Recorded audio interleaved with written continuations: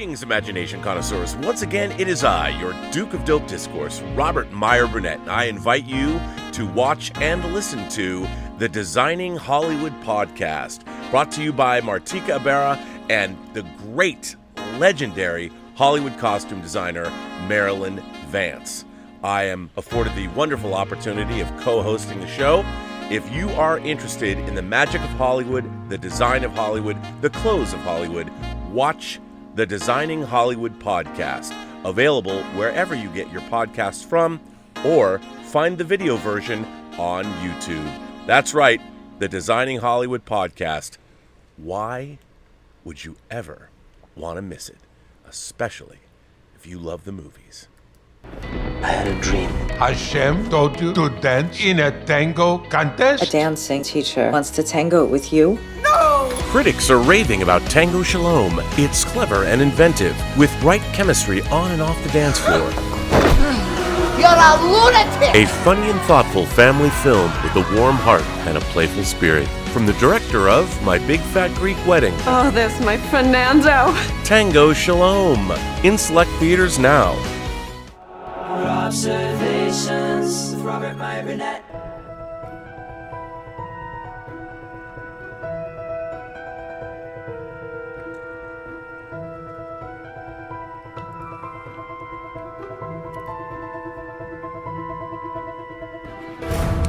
Well, greetings, imagination connoisseurs. Once again, it is I, your Duke of Dope Discourse, your master of fun and wonder, your viceroy of verisimilitude, your evangelist of the imagination, and of course, the still undefined existential Mr. Rogers. That's right, me, Robert Meyer Burnett. And I am, dun-dun-dun-dun, Robcasting at you imagination connoisseurs, you members of this, the Post-Geek Singularity community. This is Robservations, the show about something. Robservations, episode 748.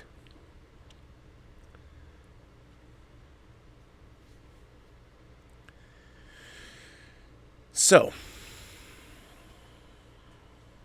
last night, I went and saw, in IMAX at the glorious Chinese theater, right down the street from where Daniel Craig was receiving his Hollywood star on the Walk of Fame. We watched the ceremony from afar. He was there with Michael Wilson and Barbara Broccoli.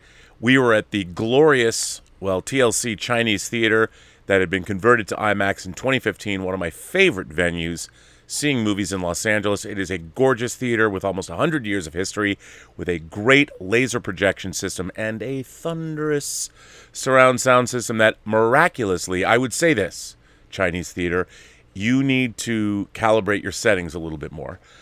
Your blacks are not quite as dark as I would like them. Somebody, please go in, do a little adjustment. Sound is fine. Sound is chef's kiss.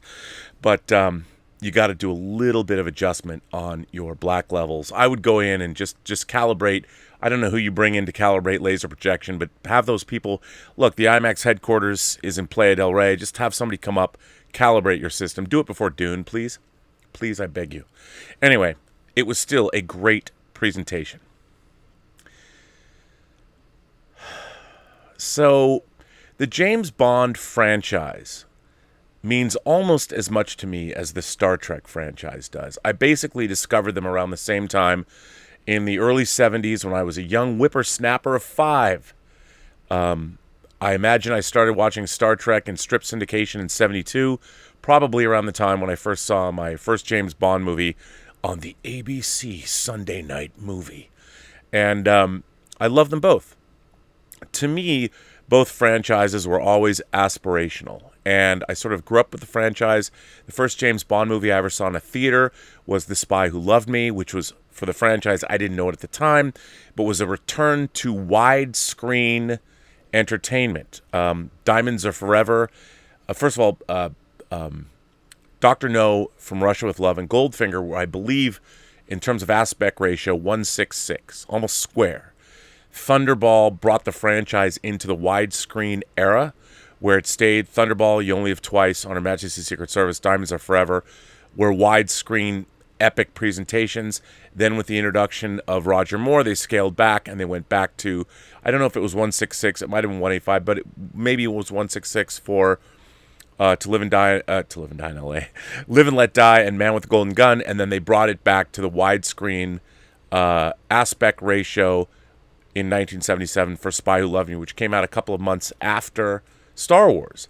What a great summer that was. And it stayed there. It's been a widescreen entertainment, although this movie was shot partially with IMAX cameras. Also the first Bond that was presented in 3D, although I didn't see it in 3D. And it was the 5th film of the Daniel Craig era. And as we all know, they retrofitted the Daniel Craig era to be one long story, played out over 5 movies. Now, whether this entirely worked or not, I leave it up to you. A lot of people, as I argue with them on Twitter or social media, always come back and their first, when I try and keep my criticism to the finished work. I don't like to attack fellow creators until, of course, those fellow creators become the leaders of an empire and they're not actually part of the day-to-day creation of what they're doing. They become custodians of someone else's franchise. That bothers me. Now, I don't know people personally. As someone who works in the industry, I think creating or attacking other creators is bad form. Now, the Bond franchise has been controlled by one family since its inception. By the way, in my bedroom right now, I have an original Dr. No one-sheet mounted on linen, museum quality framed from 1962. So the James Bond franchise is something that's always close to me. I have owned many Bond posters over the years. My big poster collection, all my 3 sheets that are 41 inches by 81 inches, are all hanging in the previs department at the 3rd floor, which is one of Hollywood's preeminent pre-visualization companies. They're amazing. So if anyone works on one of the bigger franchises and you go to the 3rd floor, you can visit my old poster collection that I sold to them. And they've got my original Goldfinger, my original Thunderball, You Only Live Twice, On Her Majesty's Secret Service, Diamonds Are Forever, Live and Let Die, and Man with the Golden Gun. They're all hanging up and they're big and beautifully framed. Anyway, that's an aside. But I have loved the James Bond franchise. And I have to say, 2006's Casino Royale, where Martin Campbell came back to the franchise after he had previously rebooted the franchise in 1995 with GoldenEye, introducing Pierce Brosnan as Bond. Casino Royale is a knockout film, and it is certainly one of the great films of the Bond franchise, and dare I say, one of the great films of the millennium. Really a terrific film in every way, shape, and form. And everything about Casino Royale, which is interesting because it's a prequel. It's an origin story about how James Bond was newly forged as, well, how did he become Bond? We didn't see his stint in the Navy. Remember, James Bond is a commander in the British Navy. We didn't see that, but okay. They haven't specifically ever really addressed that era of Bond's life in the movies, in the Craig era, if I remember correctly. But what's very interesting about the Bond franchise is, and I've said this before, in the 60s, obviously the Bond adaptations of Ian Fleming's Cold War novels from the 50s were trendsetters. No one had ever seen movies quite like that. They were part of the, let's call them the Playboy Mad Men era of the spy thriller. And what's really interesting about the Bond franchise, especially as a film franchise, which is different than the literary franchise, is what you were dealing with, especially in the United States, is that the Bond franchise was something that provided the newly created middle class that the greatest generation at the end of World War II came back to America and basically started the middle class where everybody settled down, began nesting. They were building suburbia at the time. And so was the rest of the world, sort of healing from the devastating effects of World War II. So what the Bond franchise did in 62 and 63 and 64, remember, there were 3 Bond movies in 3 years. There was Dr. No, From Russia with Love, and Goldfinger in 3 different consecutive years. Actually, in 4, because Thunderball came out in 65. So 62, 63, 64, and 65 gave us 4 Bond movies. What the James Bond franchise did for the movie-going population, and by the way, back then, Bond was a worldwide phenomenon. The character of James Bond on film, when Goldfinger opened, they were playing it at some theaters 24 hours a day. I mean, it was a huge deal. Huge. And one of the things that Bond offered as a franchise was a life that most people would never, ever participate in. Transcontinental air travel, exotic places in the world, meeting glamorous people and going to places no one could possibly even, maybe sometimes even imagine. So the Bond franchise was wish fulfillment for everyone. Men wanted to be Bond, women wanted to be with Bond, kids wanted to grow up and be a part of the Bond franchise. It certainly was that way with me. And James Bond represented the best of the best. Excellence. The guy was, first of all, very, very smart. He was glamorous. He had bespoke tailored suits. He drove the best cars. He drank the best wine. He bedded the best women. I mean, he was a man who didn't want to be him. Now, of course, people could say, well, Rob, that was a different aspect of masculinity that has fallen from favor. Well, I'll tell you, that may be true, and I don't plan this stream to be a look back at the entire Bond franchise. But I also want to say this. In 1995, we had the longest drought ever since 62 for the Bond films. There was litigation going on, not with Kevin McClory, but with Harry Saltzman and Albert Broccoli, the owner, the patriarch who owned the Bond franchise. So, for the first time, we did not get a James Bond film for 6 years. The last Bond film we had was 1989 with License to Kill. Then we got GoldenEye in 95, directed by Martin Campbell. In that movie, they introduced a female M, played by Dame Judi Dench. And she calls Bond, Pierce Brosnan, newly minted as Bond, she calls Bond in a marvelous sequence. She says, "You are a sexist, misogynist dinosaur, a relic of the Cold War." Now, let me tell you something.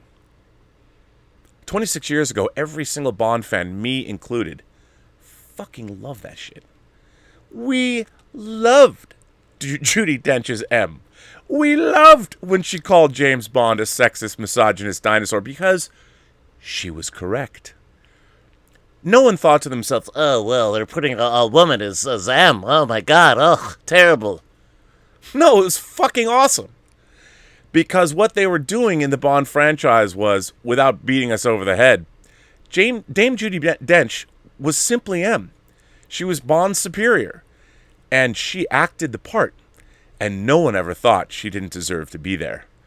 And when she admonished Bond in that way, we all knew she was right. And it worked. Now, here's the thing. I've always believed that first and foremost, Hollywood, their job is to make entertainment as far as movies are concerned. The Bond franchise, as conceived even by Ian Fleming, and then Albert Broccoli and Harry Saltzman in the movies, the James Bond franchise, first and foremost, was designed to be fun. We're supposed to have a good time. It was supposed to provide audiences populous entertainment on a grand scale they could get nowhere else. And that's what Bond provided for a long period of time. In the 60s, the Bond franchise provided that. Then there were many pretenders to the throne. James Coburn, Our Man Flint, or In Like Flint. The Rat Pack gave us, Dean Martin gave us Matt Helm. And there were countless. Modesty Blaze, there were all kinds. A female secret agent, Yes, there were, back in the 60s. There was all kinds of pretenders to the throne, but Bond was it. However, I mean, yes, Bond even made a joke that you have to wear earmuffs if you're listening to the Beatles. So even back then, it's not like Bond was so youth-oriented. But in the 70s, especially the early 70s, no longer were the Bond films setting trends, because once you've been parodied, how do you do that anymore? The Bond films are chasing trends. Live and Let Die was an answer to blaxploitation films. Man with the Golden Gun was an answer to the martial arts films, and it gained popularity with the children. And yet Bond could never quite reach those heights until Spy Who Loved Me. Spy Who Loved Me was the first time that the Bond franchise broke, I think, with the Fleming novels and really went all in to fantasy entertainment. There's an undersea city. Bond has a submarine car. I mean, the semblance of reality in the Bond franchise became tenuous at best, but by God did it provide entertainment on a grand scale. In response to the popularity of Star Wars in 1979, the same year that gave us Alien, The Black Hole, Star Trek the Motion Picture, Dawn of the Dead, Phantasm, you name it, James Bond went into space. And a lot of people don't think Moonraker's a very good movie. I love it still. It is goofy as fuck, but it is a rousingly fun adventure. From the moment that the Moonraker shuttle blasts off from its 747 carry-all, let me tell you, I was in. And look, Michael Lonsdale, take care of Mr. Bond. See that some harm comes to him. I mean, come on. Now, do I think Moonraker is a particularly great film? No. But you know what? It's a hell of a lot of fun. It really is. It's got a great score by John Barry. Shirley Bassey comes back and sings her third Bond tune. But then they went back to Earth in 81's For Your Eyes Only. And then the Bond franchise, for the longest time, even though I like Pierce Brosnan in the role, basically became standard action movie fare. And during the early 80s, all the way up through the end of the Brosnan era with Die Another Day, which is not a particularly good film at all. It's half of a good movie. It's pretty interesting, half of it, but the other half is truly, I dare say it's awful, even with one of the most horrific Bond theme songs by Madonna. And I'm a Madonna fan, but boy, that was a bad song. But anyway, the Bond franchise was kind of, after you had Bruce Willis in 88 dying hard, and then, of course, you had all kinds of pretenders to the throne or other people. Arnold Schwarzenegger's action films, from Commando to Red Heat to, again, James Cameron casting him in True Lies, which was James Cameron's Bond riff. The James Bond franchise was no longer unique. It was not so much an also-ran, but it lived concurrently with a lot of other action franchises. I loved when Pierce Brosnan came on board and brought Bond into the new era with Judi Dench. Daniel Kleinman, who did the opening credits to GoldenEye over Tina Turner's song that Bono and The Edge wrote. Come on, I mean, U2 co-writing a James Bond theme song, and Tina Turner singing it. I mean, come on now. Now, of course, in 2006, Bond was reinvented again. Martin Campbell came back and directed Casino Royale. They cast a new person that, by the way, the fan base was all up in arms. The guy's got blonde hair and blue eyes. You can't cast him as James Bond. No! A good choice, coming off of movies like Layer Cake. I mean, I never objected to Daniel Craig playing James Bond. And I'll tell you, the opening scene of Casino Royale, why it was shot in black and white, don't know. But boy, do I love it. And we see when James Bond becomes a 00, he makes his second kill. He kills a bent station chief. And if you look at how Bond takes that guy out, ruthless, cool, efficient, after almost getting killed in a bathroom with his first kill. And when that bent station chief says, "Made you feel it, didn't he? Did he? And when Bond kills that guy before the opening credits, James Bond's having a good time. James Bond likes being James Bond. Now, the interesting thing about Casino Royale as a film, terrific movie, by the way, it does what all great James Bond movies do. It makes you, the audience, have a fuck ton of fun while you're watching it. You love watching that movie. You know why? Because James Bond is having fun. He loves being who he is. Daniel Craig, if you remember when he goes to the Ocean Club at the beginning where he actually wins the DB5, some people mistake him as he's tying his shoe as being somebody who works there. And Bond might be petty, but Bond goes and parks their car for them and does a little damage. Make sure they're not going to forget him. It's just a little bit. It might be petty, but it's fun. It said something about his character. You're like, okay, all right. I like this guy. We're with him. And the thing about Casino Royale, it begins, he's having fun. The guy is ruthless. He meets a guy who owns the DB5, cleans him out, takes his car out in a card game, and then sleeps with his unbelievably hot wife unrepentantly. And then leaves her by herself to go continue the mission. Find out what is Ellipsis? What's going on there? The Daniel Craig era of Bond began with a bang. But by the end of the film, we've seen a newly minted Bond, and by the end of it, when he meets Vesper Lynd on the train, another great scene, a scene that's fun, delicious for an audience. When he meets Eva Green's Vesper Lynd, you as an audience member are having a good time. Your perfectly formed ass. Daniel Craig's like, you noticed. Peak Bond. It's peak James Bond. You're like, I want to be that dude, and I want to meet that girl. And if you're that girl, you're probably saying, I'd love to meet Daniel Craig in that bespoke suit. I don't think Tom Ford designed his outfits then, but it was still fucking phenomenal. You're having a good time. Now, at the end of that film, after all the shenanigans, spoiler alert, Bond decides he's going to give up his 00 status and live the high life with Vesper Lynd until we find out that she's not all she appears to be, and she's sort of betrayed him. We know it's to save someone she loves, but that's when you know that there's lots of shenanigans going on and not everything is what it appears to be. Still, though, Casino Royale is one fun romp at the motion pictures. So good.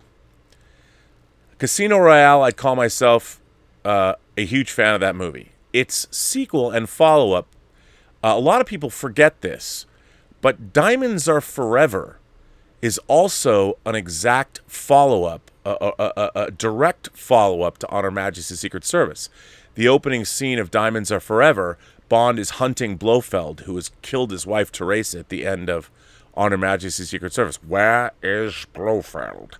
So Bond is looking for Blofeld. It's almost a direct sequel, which nobody talks about. People say that, Quantum of Solace is a direct sequel to Casino Royale. And it is, and people have talked about, it was shot during a writer's strike. We didn't exactly. I'm a Quantum of Solace apologist. I think there's a lot of stuff in Quantum of Solace that's actually really good. And we meet an offshoot of what we now later found out was Spectre and Quantum. There's some amazing stuff that happens in Quantum of Solace, including a meeting of Quantum at an avant-garde, very modern staging of Tosca, the opera Tosca. It's an amazing sequence. I would ask all of you to compare and contrast the scene when Quantum meets in Quantum of Solace with the meeting that is shown to us in No Time to Die, and ask yourself, which sequence was better? Now, there's a caveat to that, which I'll get to. Quantum of Solace is not a great film, but, and by the way, Quantum of Solace was the first time that, once again, when Casino Royale came back on the scene, it was stating Bond is back. Now, what happened is there was another franchise that rose during that time, which was the Jason Bourne franchise with Matt Damon. The Jason Bourne films, there's now 5 of those. There's 4 Bourne films with Matt Damon and 1 with Jeremy Renner. So there's an offshoot, but there's 5 Bourne movies, just like there's 5 Daniel Craig Bond films. The James Bond franchise, I think, was irrevocably damaged by the Bourne franchise in the sense that Bourne, well, dare I say it, did it better? Maybe. I mean, Jason Bourne was a character that character, he didn't know who he was. His mind, his memories were taken from him. There were personal stakes in that, and the Bourne franchise was very modern in the sense. And by the way, the Bourne identity was not like people, lest we forget, the Bourne franchise is also literarily based the way the Bond franchise is. So they were adaptations of novels as well. At least that's how they began. And they, in their conception, were a little bit more modern. Bourne's motivations were deeply personal. Who was he? The Bourne franchise is about an individual seeking out his own identity. Well, what happened with the Bond franchise is they wanted it, they figured, ooh, there's an updating.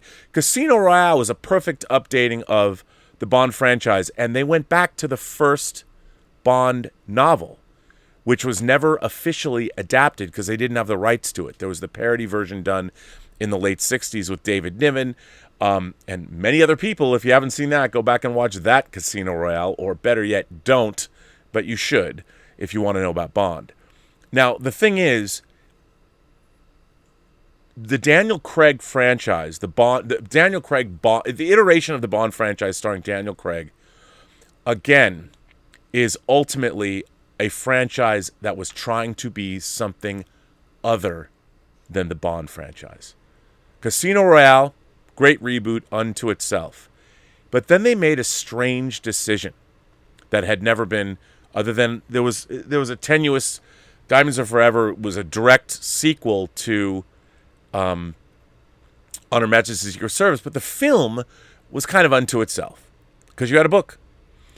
But the Daniel Craig Bond series, the 5 movies, they retconned a long, ongoing story into all of these films. It was never conceived this way, however.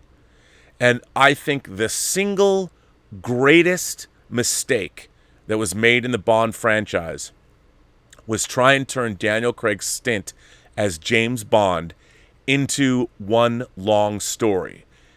And what about that is, I think, the single greatest mistake is Daniel Craig never was given a mission. He stumbled across all of his missions. He was never called to M's office. He was never given a mission, and he never had to complete one. The first 2 Bond films is basically the forging of Bond as a character, as a secret agent. And then by the time we see Skyfall, Bond's presumably been on the job for years. We never got a Bond mission. He gets shot off a train by Moneypenny and inexplicably decides to hole up where? On an island for months at a time in the middle of a mission. They had not completed the mission.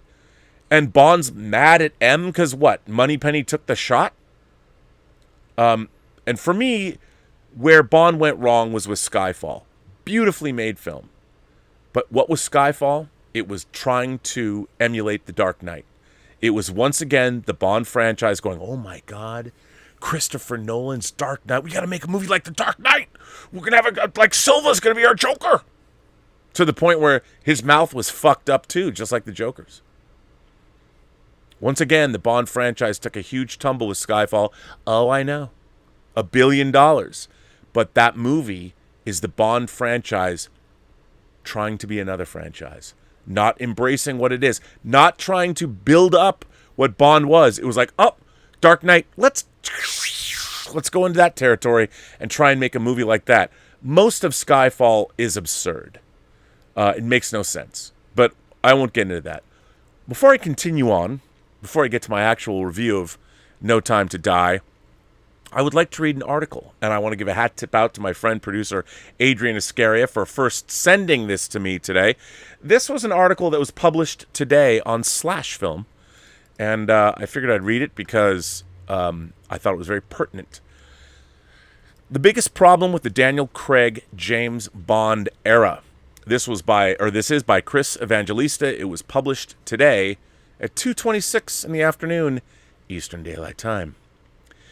The Daniel Craig era of the James Bond franchise comes to an end this week on October 8th, 2021, with No Time to Die, Craig's final time out playing 007. While I think we can all agree Craig was a damn good Bond, the series of films he leaves behind is lopsided. A clunky, often frustrating group of movies that ultimately shortchanged Craig. To his credit, the actor was always up for the challenge, and he did his best to inject life into his Bond films, even if they were lacking. But now that Craig's time as Bond has ended, postmortems are sure to follow, like this one you're about to read now, or this show you're watching at the moment.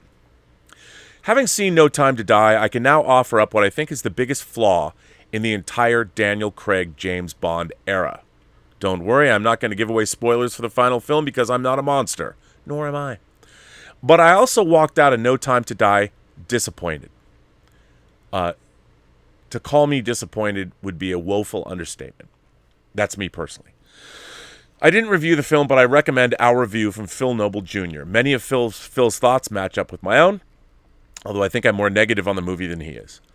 I have problems with the film itself, but my disappointment as a whole stems from how the entire Craig series was handled. It wasn't all bad. Before we go any further, I want to make a pit stop into the land of positivity. The Daniel Craig era was not all bad. Casino Royale is one of the very best Bond films. Skyfall, while too derivative, I agree completely, of The Dark Knight, is highly entertaining. I will say this, Skyfall is one of the most beautifully made movies I've seen in the last 30 years. It is absolutely gorgeous. I have no problem with the craft. I have no problem with any of that film. Kleinman's opening credits are perfect. Adele's song is great. Everything about Skyfall, the acting, the performances, amazing. And the new film No Time to Die has several memorable scenes. Even outright disappointments like Quantum of Solace and Spectre have their moments. But overall, what I particularly loved about the Craig era is Craig's take on the character. Absolutely agreed. His debut, Casino Royale, makes it clear this isn't the suave, smooth-talking Bond we'd grown familiar with in the Pierce Brosnan era. No, this Bond was a bruiser, a guy who was very, very good at murdering people. Sure, he looks good in a tux, but he also runs straight through solid walls as if he were the Kool-Aid Man, which is true. He's not exactly a psychopath, but as his boss M says, he's a blunt instrument. Craig, with his icy blue eyes and rugged face, thrived in the part. And he grew with the series, playing a more soulful, more introspective Bond than we were used to seeing. He thought about the consequences of his actions, not that it stopped him from blowing stuff up. In other words, the best thing about Daniel Craig's Bond era was Daniel Craig. And also Eva Green's Vesper Lind, a Bond girl with such power she ended up haunting Bond through the entire series. But now, let's get into the problem that plagued the series, or more accurately, one big problem that caused a bunch of smaller problems along the way. One long adventure. While the Bonds of yesterday had recurring characters and themes, for the most part they were standalone movies. There was a time where if you went to see a new Bond movie without having seen the previous entry, you'd be perfectly fine. Each adventure worked as a continuing story, but the Craig era inexplicably changed that, and it hurt the series as a whole. The Craig series started right before the Marvel Cinematic Universe made interconnected, serialized blockbuster movie storytelling hugely popular all over again, so perhaps the producers were reading the tea leaves and realizing which way the winds were changing when they landed on this decision. Perhaps not, but no matter the reason, the results were flawed. By the way, I was going to get to this, but they're absolutely correct. I would say the Bourne films were the first problem for the Bond franchise, and the second problem was the Marvel Cinematic Universe and Christopher Nolan's Dark Knight movies. The Craig era can be seen as one long adventure, with each film leading into the next. Indeed, the only two films that feel like they sort of stand on their own are Casino Royale and Skyfall. But Quantum of Solace is a continuation of Casino Royale, and Spectre is primarily a follow-up to Skyfall, with No Time to Die serving as a full-blown follow-up to Spectre. While the concept of big interconnected Bond series isn't an abominable idea, it ultimately failed to work for the Craig series. For one thing, the series remained stubbornly committed to its continuity, and it didn't have to. The Bond franchise, by its very nature, should have allowed the filmmakers to ditch the things that didn't work and start fresh. Instead, they doubled down. Spectre is regarded as a major disappointment, and yet No Time to Die refuses to let that movie fade from our memories. Christoph Waltz's Blofeld is back, and so is Léa Seydoux's Madeline Swan, and this is perhaps the biggest blunder of all. For reasons I will never understand, the Craig films want us to think that Bond and Madeline are something akin to soulmates. They belong together, the franchise tells us. Other than Vesper, who's dead, Madeline is the only woman Bond has ever loved, at least according to No Time to Die. And look, while no one can deny that Daniel Craig and Léa Seydoux are very attractive people, they have zero chemistry together. And while I'm not the type, I disagree with that a little bit, by the way. And why I'm not, and maybe that's just because I'm a blue is the warmest color fan, because come on, who isn't? And Léa Seydoux, like, come on. I mean, if you put blue hair, if you dyed Léa Seydoux's hair blue in No Time to Die, I'd totally get it. And while I'm not the type of person who immediately cries foul regarding May-December romances, the 17-year age difference between the two is jarring, especially because Craig seems even older when he's acting alongside Seydoux. The age difference could perhaps be excused in Spectre, where it is implied that Bond is a semi-father figure to Madeline, who has her fair share of daddy issues. But No Time to Die wants us to forget about that and just buy into the Bond-Madeline romance, and I'm sorry I won't because it doesn't work. Let me clear something up here. I'm not calling Daniel Craig, quote, old. At 53, he's in better shape than I've ever been in my entire life, and he's still able to perform stunts and kick ass up on the screen.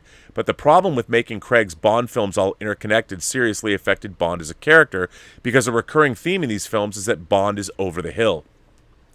I would like to stress this point. Skyfall, Spectre, and now No Time to Die, Bond is being shown as this over-the-hill agent. We never got to see the bulk of Bond's career. We never got regular mission-type movies. Also, and I would like to point out, another thing that Bond has had to contend with is the Mission Impossible franchise, which began all the way back in the 90s, but nobody considered it a real threat because they were kind of up and down. Mission Impossible, De Palma's Mission Impossible, John Woo's Mission Impossible 2, which is a lot better than I think people give it credit for. And then, of course, J.J. Abrams, his Mission Impossible 3. But with Ghost Protocol, Rogue Nation, and now Fallout, the Mission Impossible franchise, I think, again, has supplanted the James Bond franchise. So you've got Bourne, Mission Impossible competing with Bond and outdoing him. Anyway, Craig's Bond films all interconnected seriously affected Bond as a character because the recurring theme in these films is Bond is over the hill. This is particularly jarring since the Bond is washed up angle started in Skyfall, which was Craig's third outing as Bond. We'd just gotten to meet the guy. When suddenly the films told us he was old and run down, he keeps quitting MI6 again and again because he's so damn tired. It didn't have to be this way, but fully committing to the interconnected film idea, the series backed itself into a corner.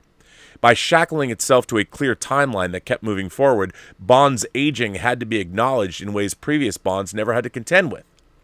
Again and again, it seemed like the biggest problems that plagued the Craig Bond series could have been fixed if there hadn't been such a stubborn insistence on making each of these films lead into the next. Whenever the Bond series is relaunched, and it will be, of course, I hope they jettison this concept and go back to the old days of standalone adventures. Here. I totally agree. Now, why? I guess that's it. That's all this article said. Now, I believe in this. I think this is absolutely the crux of the problem with these movies. And here's the thing. If this had been designed like so much of our franchise filmmaking today, if you're going to make a film franchise or tell a story over multiple movies, why isn't it planned in advance? I mean, let's go back to the granddaddy of this idea, at least in the modern age, Lord of the Rings. Well, I understand, everybody, the Lord of the Rings is based on a book series that already gave you the storyline. But if you look at some of our most effective franchises, and I would throw Harry Potter in the mix, they follow J.K. Rowling's books pretty religiously. And I think the series was all the better for it. The fact is, they came up with this idea later on, Like, ooh, after Casino Royale, oh, we're gonna make what if we picked up Quantum of Solace the moment that Casino Royale ends? The problem that I have is the storyline in these movies, and it's all now one story, isn't that good. Because they're retconning and they're changing things around, and you're a kite in the wind, Mr. Bond. Or I'm the architect of all your pain. I knew you as a kid. Blofeld and Bond are connected. None of it works.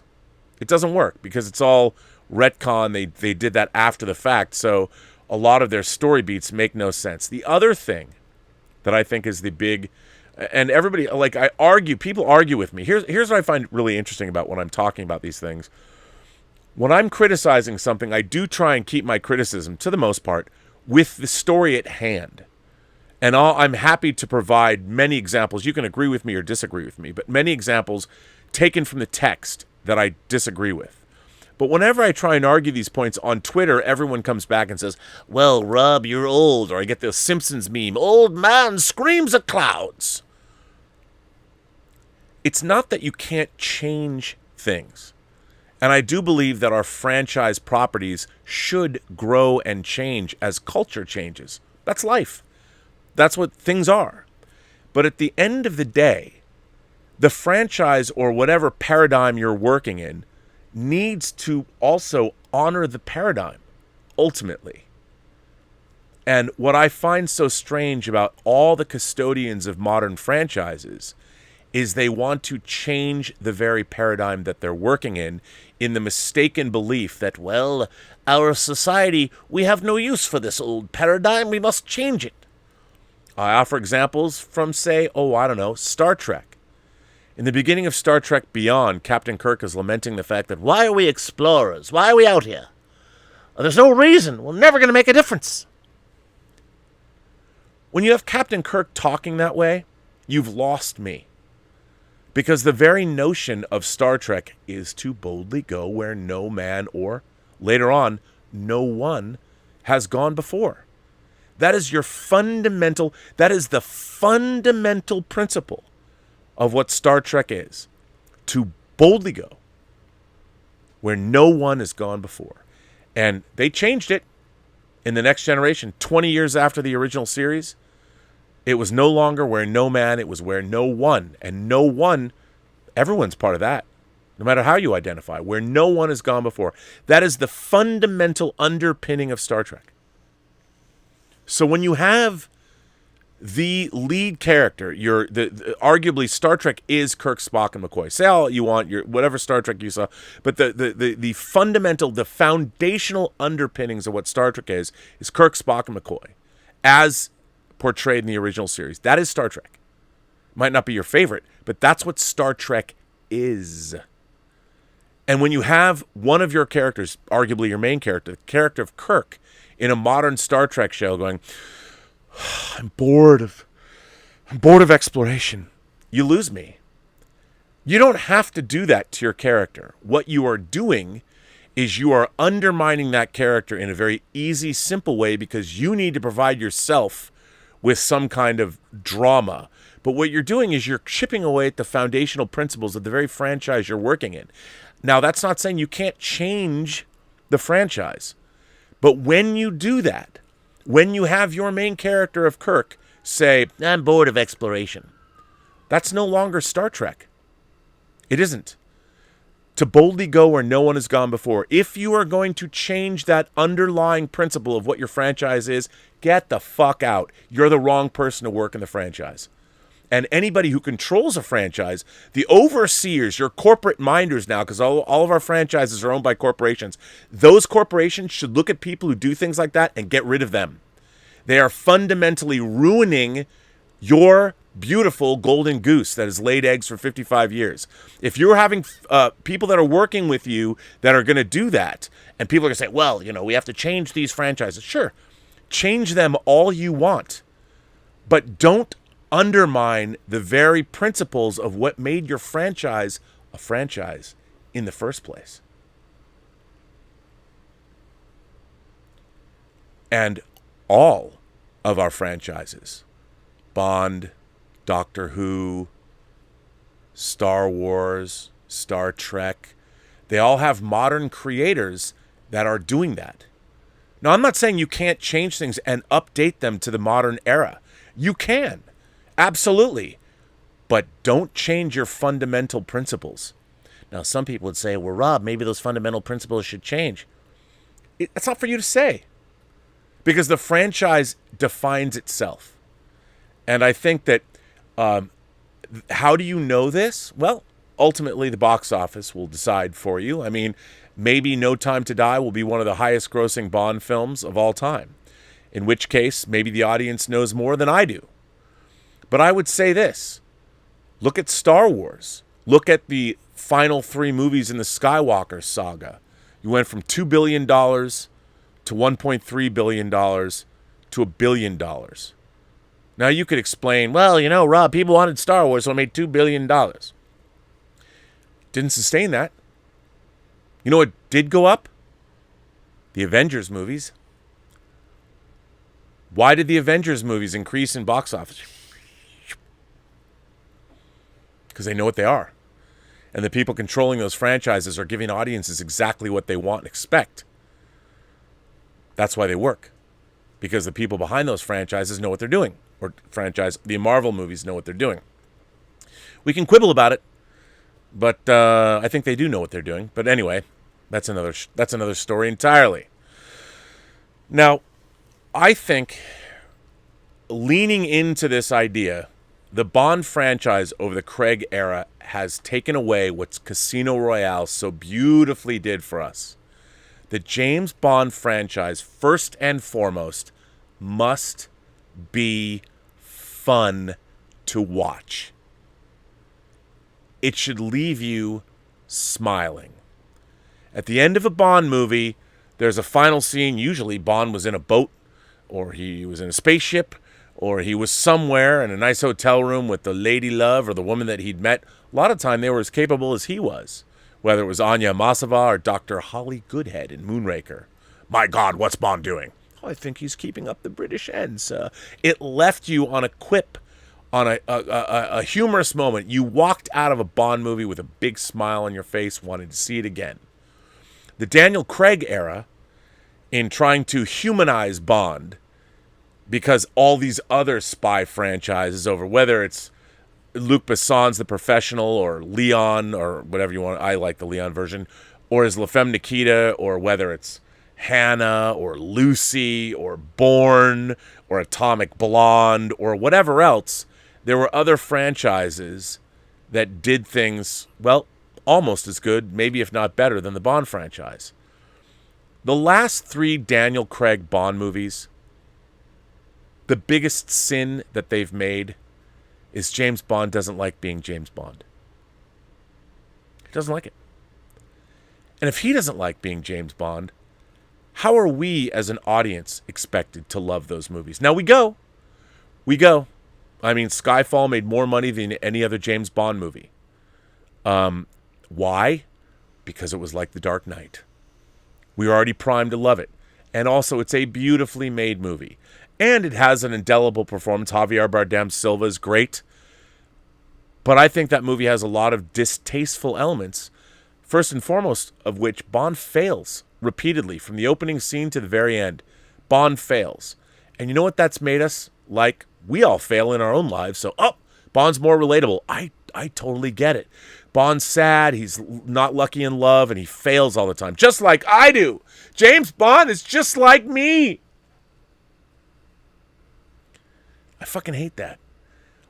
I want to watch a James Bond movie because he's not like me. But that's just me. Your mileage could vary. Which brings me back to No Time to Die. I'm not going to review the film. I must say that it is beautifully made, like all Bond movies are. But I would ask you to all think about this thought experiment. Here's some homework for you. I want you to take the 2 Bond films from Craig's stint as Bond, how he started out, Casino Royale and Quantum of Solace. And I want you to go to YouTube, and I want you to listen to the first few bars of the theme songs for those movies. The first is Chris Cornell's You Know My Name. The second is Jack White and Alicia Keys' Another Way to Die. And I want you to listen to, even just play the first 30 seconds of each song. All right? Just play those 30 seconds and think about that. Think about the way those songs make you feel when you hear that music.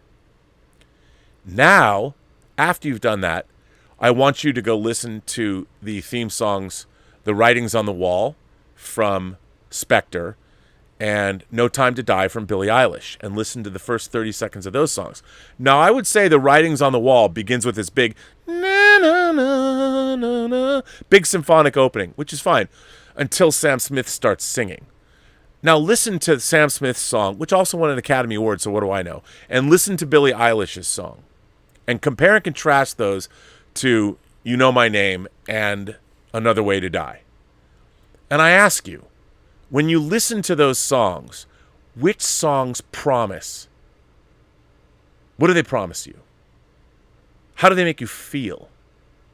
And I would say that those songs are indicative of the way the movies themselves make you feel. And I've always thought that a James Bond theme song should make you feel they're mythological. They should make you feel, the theme song promises the feeling you're going to get while watching the whole movie. And I would say that The Writings on the Wall and No Time to Die, Billie Eilish's No Time to Die. And by the way, mad respect to both Sam Smith and to Billie Eilish. But those songs give you what they promise. And it's not fun. It's not fun. It might be introspective, or it's just, it isn't what I think that we want from a Bond movie. I think what James Bond is giving us now is what we all want, seemingly. We've forgotten what heroism is. We've forgotten what larger-than-life heroes can possibly be.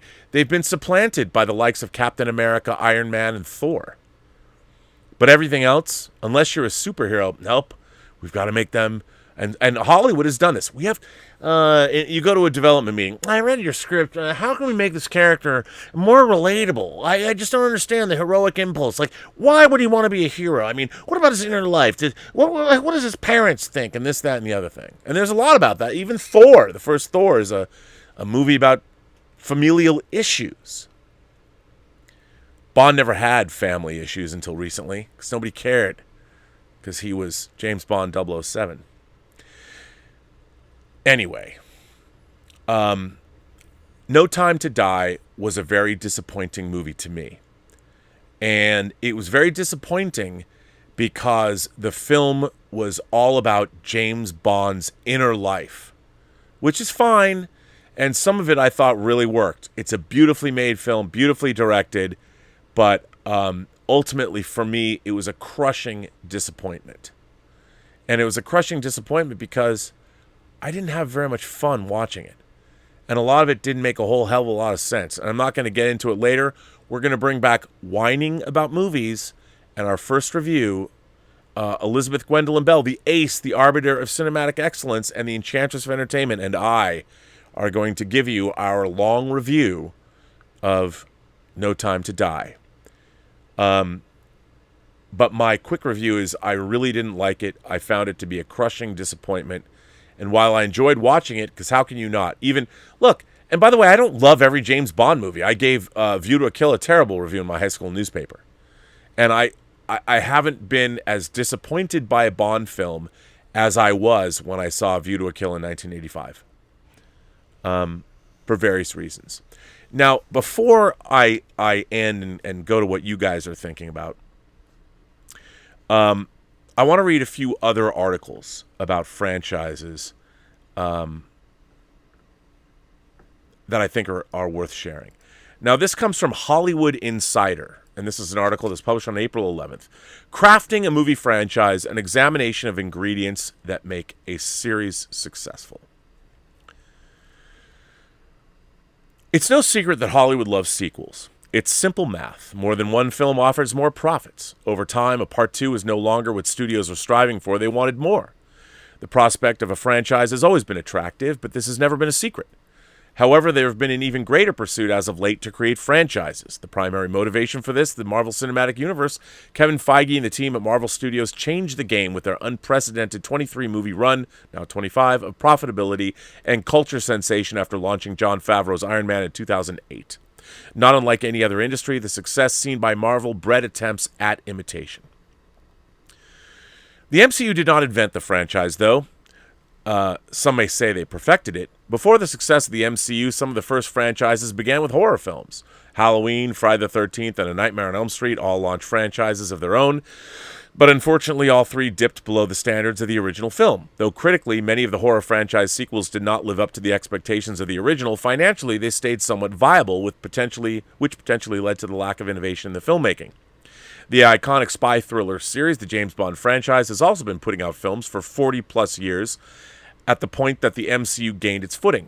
Star Wars had run under the guidance of George Lucas, but as two connected trilogies instead of a continued saga, the concept of the franchise has been attempted ad nauseum with a wide range of outcomes. To fully understand how to craft a successful franchise, one must familiarize themselves with that wide array of outcomes. Now, you all know that, so I'm not going to read about Harry Potter and the MCU and Star Wars. You all know about that. And Transformers even. But I want to go back to the lessons learned at the end of this article.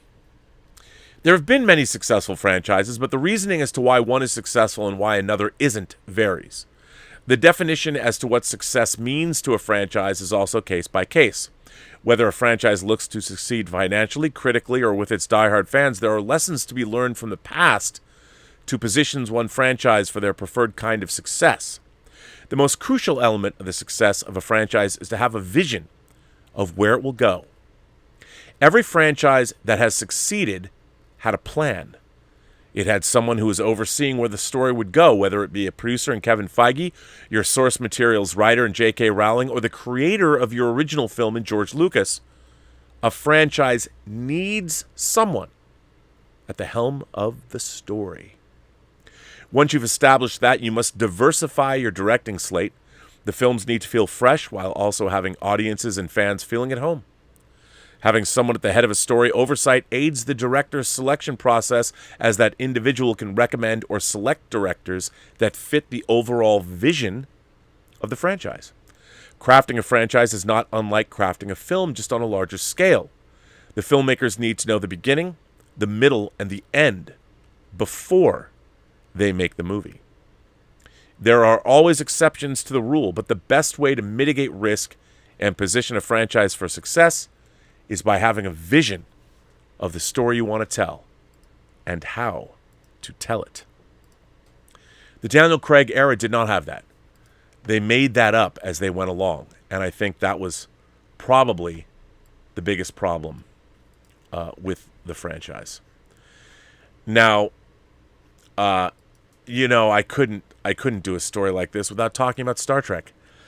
And I think there's an article I found. Now, this was in Polygon. Samantha Nelson wrote this story on January 8th, 2021. But I had to read it because it goes to the franchise. Star Trek Discovery Season 3 failed its characters and plots. Now, why am I sharing this Star Trek article in a James Bond themed chat? Well, because I think when you hear what Samantha Nelson has to say, you can understand, apply this to the Bond franchise, metaphorically, if nothing else. Season 3 of Star Trek Discovery sends the crew of the eponymous science vessel far into the future, setting the series free from the franchise's established canon. It was a bold move for showrunners Alex Kurtzman and Michelle Paradise, letting them explore issues like resource scarcity, previously anathema to Trek's largely utopian principles, and show a vision of the United Federation of Planets in even greater decline than it is in Star Trek Picard. As the episodes aired in a world that felt absolutely unmoored due to the combination of COVID-19 and the widespread social and political unrest, Discovery had the potential to live up to Star Trek's classic mission of providing perspective and commentary on the biggest issues of the day. Yet, for every topic the writers tried to tackle, the conclusion, like the Bond franchise and Daniel Craig's tenure, was muddled or perfunctory rather than actually insightful. The main arcs were also rushed, since 2 of the season's 13 episodes were entirely devoted to setting up a spin-off.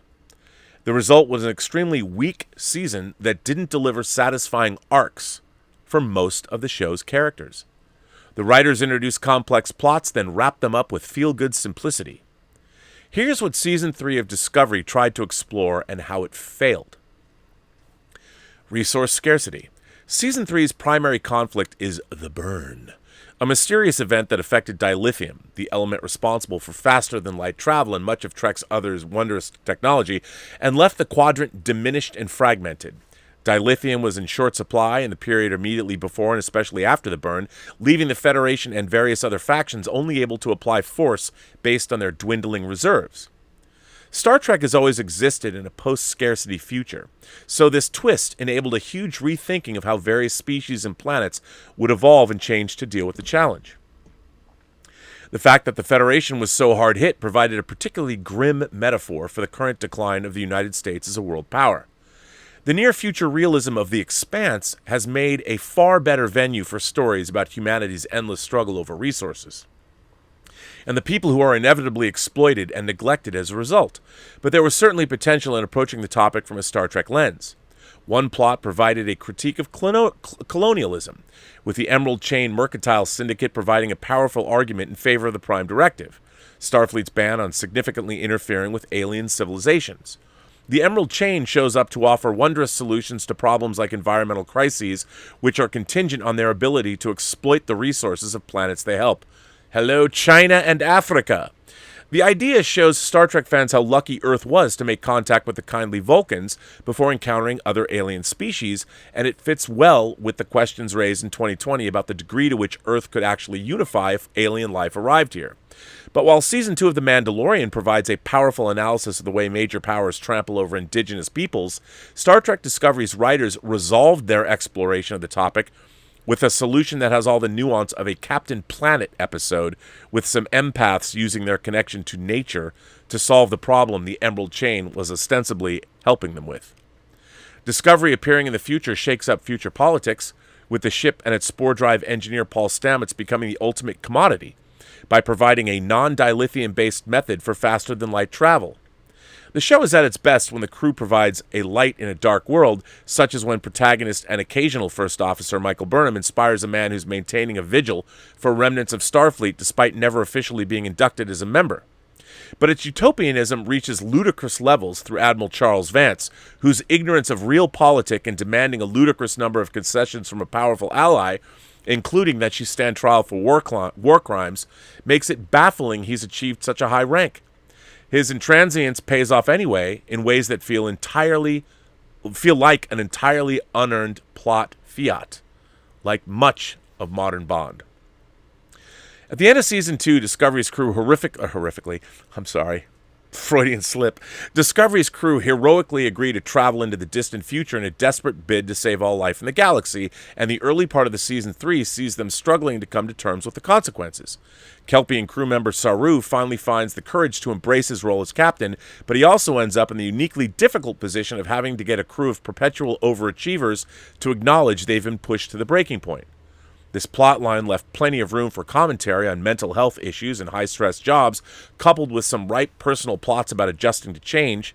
2020 was certainly a year that could use more thought and stories around those ideas, but these were largely oversimplified, mishandled, or used for awkward comedy.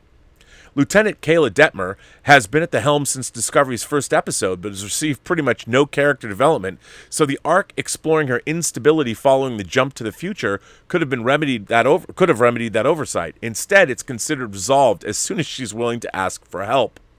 Saru should also have had the time to shine in the captain's chair. Instead, he's left making meta jokes about what catchphrase he should use when giving an order.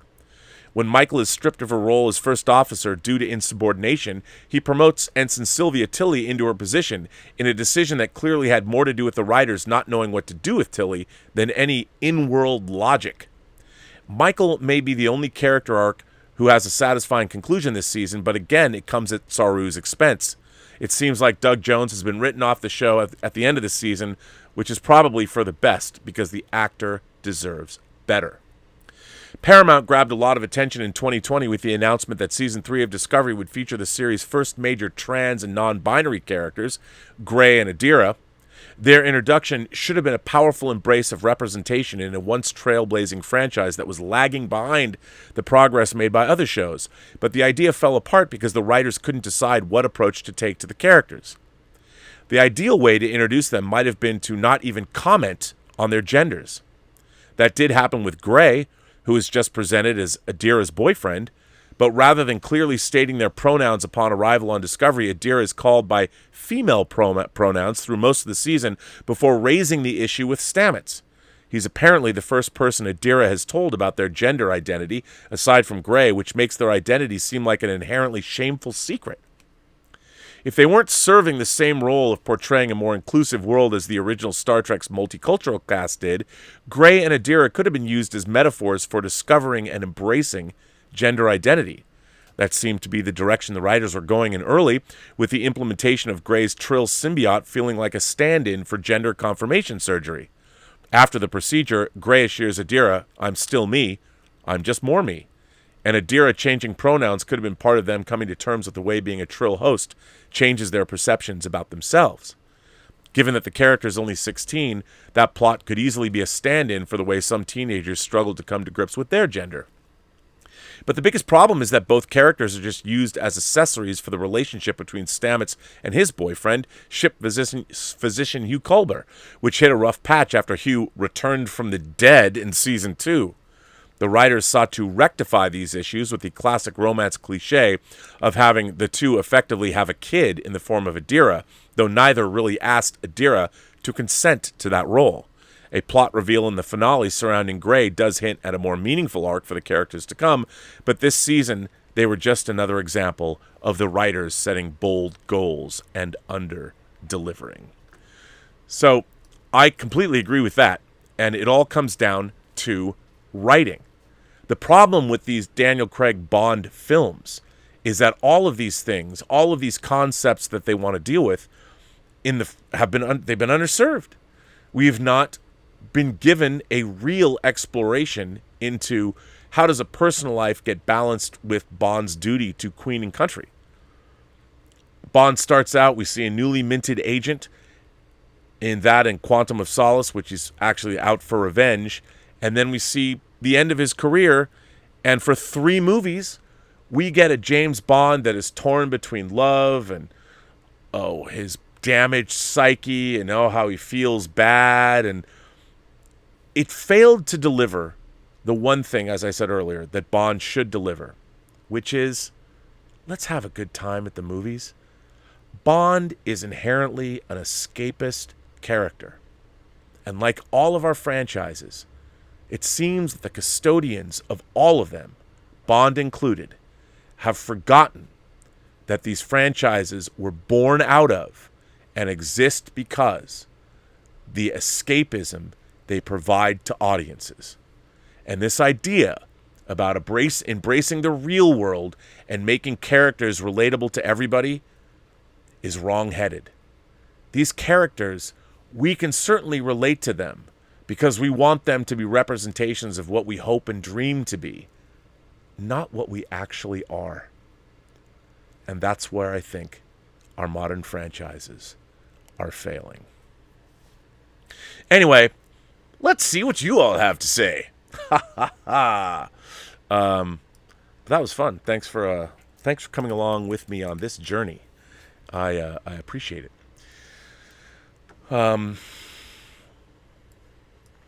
Who's got what to say? First of all, there's been a lot of people that are jumping in this conversation, and why don't we go, instead of letters, why don't I go directly to what you guys are saying? And if let's go right in there. Of course, the first person we have here is the lovely Willow Yang. Willow, how it is. A cornerstone foundational member of this community. Willow says, I haven't seen No Time to Die yet. I'm a massive Bond fan, though, and I liked Skyfall, even though it's heavily influenced by The Dark Knight. So I will probably enjoy this movie. What was the bigger disappointment for you, Fast 9 or No Time to Die? Ooh, a good question, Willow. I have to say that the bigger disappointment was Fast 9 because it seems silly to be comparing and contrasting the two. Listen, I think No Time to Die was... Well, they're both actually very competently made. But the one thing about No Time to Die is it certainly embraces the direction it's been traveling in since Skyfall. I mean, in a way, Skyfall, Spectre, and No Time to Die make up their own little trilogy, much like Star Trek 2, 3, and 4 make up a trilogy within the Star Trek movie franchise. And if you want to look at it that way, I think it actually would work. Like, if you want to start by watching Skyfall, then you watch Spectre, and then you watch No Time to Die, I would say that, well, there could be an argument to be made that that works pretty well together. I just don't like the take on the character. And maybe that's just me. I'm sure other people will. But I also think with what they're trying to do in Skyfall, Spectre, and No Time to Die, they don't do it very well. They don't, especially No Time to Die. It's a very oddly structured film.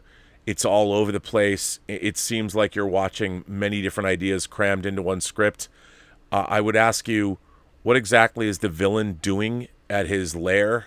The big MacGuffin, the thing that everybody's looking for or after in the movie, was created in one place, and yet it's brought to another place. And what are they doing there? What's with the big pools of water and neon lights? I still don't quite understand. There's a lot of things that just don't make much sense at all in No Time to Die. I mean, I'm following along. I'll tell you, though, the scene in Cuba, even though I don't get why it was shot basically on a soundstage, the scene in Cuba with Ana de Armas that everyone's talking about, do you know why people love that scene so much? One, first of all, she's incredible in the role. She looks great. She's a terrific Bond girl. She's totally capable and kick-ass. That was the one time in the movie where you were having absolute Bond-esque or Bondian fun. That whole scene in Cuba, from the time Bond walks into that bar and meets her, the movie feels like a Bond film. And you're like, oh my God, here we go. And she is great. And it's fucking fun. And that's when you're like, yeah. Fast 9, none of it was fun because the parameters to me that Fast 9 would work in, from the first Fast and Furious all the way to Fast 5, I thought the franchise worked great, and then it pushed and went beyond and over a cliff in terms of what it was. And it gets to the point where, it seems absurd to talk about that, but you can. I mean, you can in franchise terms. It just gets absurd, where even within the Fast and Furious franchise, there's a box which you can stay in, and if you go outside that box, the credibility of the box is destroyed. Fast 9 destroyed that credibility for me. Fast 8, The Fate of the Furious came close, but I'm willing to buy a torpedo on the ice. That's about as far as... And after that, you strained my credulity. Well, when you went into space in Fast 9, spoiler, yeah, they go into space. It's fucking dumb as fuck. And I'm like, I'm out. Sam Phillip sends in a tip and says, hi, Rob. The spooky season is upon us. What are some of your favorite movies to watch this time of year, and do you have any recommendations? Ooh, Sam, good question. Well, first of all, to me, you got to look back into all of horror history. If you want to have a all-encompassing, spooky time at the movies, you got to go back. I would say that you got to watch the original Frankenstein. I think the original Frankenstein. Actually, if you want to start even further back, watch Nosferatu. Watch Nosferatu, then watch the original Frankenstein. Work your way up. Go to something like Dead of Night. That's a spooky movie. And then, I don't know, jump ahead. There's a lot of great 50s movies, I guess. But jump ahead to Mario Bava's Black Sunday, maybe. And then if you want to get in more into the modern age, watch Peeping Tom and Psycho. You know, but to me, Halloween, rather than go the serial killer route, you gotta keep it on the supernatural, witchy tip. You know what I mean? And then, so you gotta go the supernatural route, and you save Black Christmas for Christmas time. But I think Halloween, John Carpenter's Halloween and the Fog always work well. American Werewolf and The Howling work well. If you're gonna go slasher, you can go the slasher route. Nightmare on Elm Street's always a good spooky movie. I love Phantasm. Night of the Living Dead the original 1968 version, and Dawn of the Dead. Always, always good. Rosemary's Baby and The Exorcist. Absolutely. The Omen. You know. And if you want to go a little weird field, like Fear No Evil, Frank LaLoggia's movie, and The Lady in White, maybe, those two. Suspiria. Inferno, I don't know about that. The Beyond, Lucio Fulci's The Beyond. I'm thinking Halloween here. Of course, you got to watch Halloween 3, which, by the way, hey, Shout Factory, where are my 4K discs? I know, you sent the thing out going when you get everything that you ordered, but you had one job. Get me those discs this week. They could still come. They might come today. I don't know. Halloween 1 through 5 with the vinyl and the poster and the pins. Come on, man. Yeah, you know, those are just some of the Cronenberg movies too. I love The Brood. It's depressing, but I like it. You know, and there's so many. But those are just off the top of my head. Black Sunday is a great Halloween movie, by the way. Bava's Black Sunday. Sam Phillips goes on to say, if you had to guess right now, do you think Charlie Cox will be in No Way Home as Daredevil? Well, look, if you have Alfred Molina as Doc Ock, you have Jamie Foxx as Electro, and you have Willem Dafoe as Green Goblin, who knows if they're going to be there? I mean, do I know that Green Goblin's going to be there? I don't know. But if they're there, why not Charlie Cox as Daredevil? But if somebody's going to defend Peter Parker, I'd love to see She-Hulk. Jeff Yerke and Frau Yerke says, hello, Mr. Burnett. Do you expect me to talk? No, Mr. Yerke. I expect you to, well, go to the movies. Well, Mr. Yerke, I hope your back is feeling better. Yeah, look, everyone should go see No Time to Die. It's a handsomely made film. I'm curious as to what everybody's experience of it is. I want to hear about it. I particularly just didn't like it very much, and because it leaned heavily into the non-Bondian elements, and I know a lot of people buy into that, and that's fine. But again, I think it subverts the franchise too much. And I'll tell you something else. Another thing I really didn't like, they lean heavily into evoking On Her Majesty's Secret Service, which to me is not what this movie should be about. They literally, spoiler alert, over the end credits, they play Louis Armstrong's "We Have All the Time in the World." That doesn't belong to this movie. That belongs to On Her Majesty's Secret Service from 1969. So why are you leaning into that? Like, seriously, why are you? I wonder. I'm like, that's not yours. that's not part of the Daniel Craig movies should have their own identity. And by leaning heavily on We Have All the Time in the World to the point where it's even in the script, I'm like, that's not your thing, bruh. That's somebody else's thing. And it really bothered me. I know people are like, well, why, Rob? Look, it bothers me in the extent that you have to understand, when I'm talking about James Bond, I understand there's a whole world out there. China's exerting their power. COVID is still happening. We got Facebook. Oh, my God. There's all kinds of crazy shit in the world. I understand this. But this show's an entertainment-based show, and I'm only thinking about movies from that standpoint. People are always like, well, Rob, why do you care so much? I'm like, well, I care so much in the realm that we're discussing on this show. But I do believe that a fealty to great storytelling is important for our society. If we lose the ability to understand what is and isn't a good story, or that, come on, Rob, all stories should get a trophy, we're lost as people. You know what? We're not all equal. We're different. We're different shapes, size, colors, creeds. All of us are different. We should all be respected as individuals because there's only one of each of us on this planet. But we're all different. And that's what makes us strong, is that we all have something different to offer. If we're all the same, it'd be horrific. What we want is for everybody to have their own voice. Everybody should be heard. Everybody's voice is equal. Maybe not their intellect, but their voice, their ability to be heard. And that's what we should remember. And what I don't like is that everybody wants to have an equality of outcome.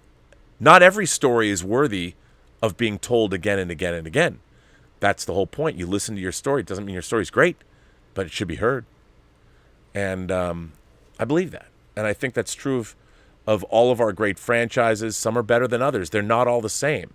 And look, if I don't like a story, and if you don't like a story, I would hope we would be able to have a discussion about why you don't like it.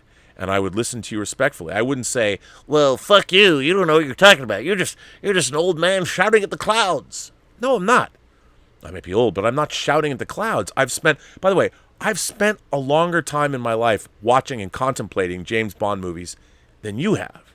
So I would say that, I mean, some of you probably have watched them more than I have, but I would say that, we have to remember is you've got to give respect to people that are worth listening to. And I'm not saying that about me necessarily. I'm hoping that if you're here, you feel that I have something worth listening to. But what I mean is there is people that have studied things. I mean, I buy books. I have books surrounding me from people that know more about subjects than I do, which is why I buy their books. And I would defer to their experience of the world. Now, I can have a differing opinion than they do, but I appreciate the fact that somebody took time to write a book. And I would defer to their excellence and their ability to get writing a book finished. So, anyway. Zachary Zarvos sends in a tip and says, Robert, thank you for taking the time to talk with me after Bond. Oh, Zach, well, thank you for taking an epic photo of us that's on Charlie de Lazarica's Instagram account. I always appreciate your insights, and you help me to develop every day with your increased vocabulary and expanded knowledge on so many topics. Keep being metal. Well, Zach, it was good to see you last night. It's crazy how many people recognized me at that screening. I like that. And thank you. I appreciate you coming up and saying hello. That was very, very cool. Never hesitate to do that. The Jughead 1 sends in a super chat. Very nice. Thank you so much. Hi, Rob. I enjoyed No Time to Die. Sort of. How could they, spoiler, do what they did? I won't say what. This is crazy. Where does the franchise go from here? Love and respect from the UK, bro. Well, the Jughead, I would say this. This. You have to think of the James Bond franchise is era after era after era. And I would say that each actor represents an era of that franchise. The Daniel Craig era is a very self-contained look at a certain aspect of Bond. Do I think it was entirely successful? No. But like all Bond movies, I do enjoy watching them. It's just that so many of the Bond films have left me underwhelmed, even though I love the Bond franchise. I mean, this film had so many elements that I should love, but there was also... I have to say, of all the Bond movies of late, this script felt so scattershot. Like they'd taken ideas from 20 different movies and put them in, and they all didn't quite gel. I never felt like I was following one narrative. I felt like I was watching these mini narratives. They'd be over, and then we'd move on to something else. I'm like, where are we? And by the time you get to the end of the movie, and I will say there's a villain's lair in the film, and you're like, wait, what are they doing here? And somebody says a line of dialogue, this is what they're doing here. I'm like, but I have seen no evidence of that. We saw what they were doing over here, and now we're seeing something over here. What are they doing? Like, honestly, I still don't know. I'm unclear as to what they were in the villain's lair. What were they doing? Because they were doing it before they had the thing that they get in the movie. So what the hell what are they doing? I mean, is this like, I understood in Moonraker, for instance, Hugo Drax, he has a certain orchid that he's using to distill a poison he wants to launch into the atmosphere of the earth to kill everybody. Well, let's say there's an element of something like that going on in No Time to Die, but I'm like, what is that? And there's a moment where one character says to another, if we wanted to, we could get rid of all people like you. Now, I will say this. There's a big plot point in this movie about a DNA virus. A virus that can use people's DNA to exterminate large groups of people. For instance, people of a particular color. Now, they only allude to that one moment in this movie, and I could tell. I bet that was a big part of the plot that they've eliminated. But I've already read that in a couple of books. There's 2 books in particular I can think of that had this plot point, that there was a virus being engineered to kill a certain group of people by another group of people that are racist fucks. And it's very scary because it was certainly plausible. That was certainly part of this movie that I think they snipped it out. There's only one moment where they come back on that. But I still don't know what they were doing at the at the villain's lair. So tell me, Jughead, tell me more. Matt Guillemette, I wasn't going to get the shot. Already had COVID. Spicy Thai food cured me. But I got the shot so I can see my new girlfriend, Audrey, from another province. Have you done anything crazy for a lady? Well, Matt, yes. There was a particular girl in the early 90s that I was madly in love with. I made a video for her early on. I have the video. I've never watched it since I made it. I still have the video, though. It's on a video format where I don't have a player for it immediately, but I drove around LA and made this groveling video. It went everywhere, from the Griffith Park Observatory to the LA airport. I made this plea, please take me back. And I sent it to her on Valentine's Day, and it was not well received. That's about it. Terrier says, may I press you to a cucumber sandwich? Yes, you can. You know what? Michael Lonsdale, I did like him. Calvin Bowles sends, you forgot to mention the first Casino Royale with American Barry Nelson. Have you seen it? Nelson, actually, he was Jimmy Bond in that. Have you seen it? Nelson was a lousy 007, but Peter Lorre was a fantastic Le Chiffre. What did you think? Well, Calvin, for those of you, Calvin is referring to the first iteration of James Bond ever shot, and it was for American television. I believe, I want to say in the late 50s, where Barry Nelson played Jimmy Bond, and Le Chiffre, as he said, was played by Peter Lorre, and it was for American television. I have it on Blu-ray. Yes, I do. I have the original Casino Royale. It's not great. It isn't great. I know. I want it to be great, but it's not great. A 200-watt studio says, we never got to see Craig's Bond on a mission. Always the end of a mission or a mention of missions we never saw. It was frustrating and infuriating. 200-watt studio, I completely agree. As my friend Charlie de Lazarica said, I want to see a great action pre-title sequence. I want to see Bond go into M's office. I want to see Bond get a mission, and he goes on the mission. We never got that. In 5 films, we never did. Bond would find missions or stumble into missions. He was never given a mission. So I completely agree with you 100%. Michael Preston sends in a super chat and says, I hear that Emperor Palpatine is the head of Spectre, and it's now James Skywalker 007, live long and prosper. It wasn't that bad. But But I have to say, I mean, my God, a horrible waste of Blofeld and Spectre, I have to say. And by the way, can I just say something else?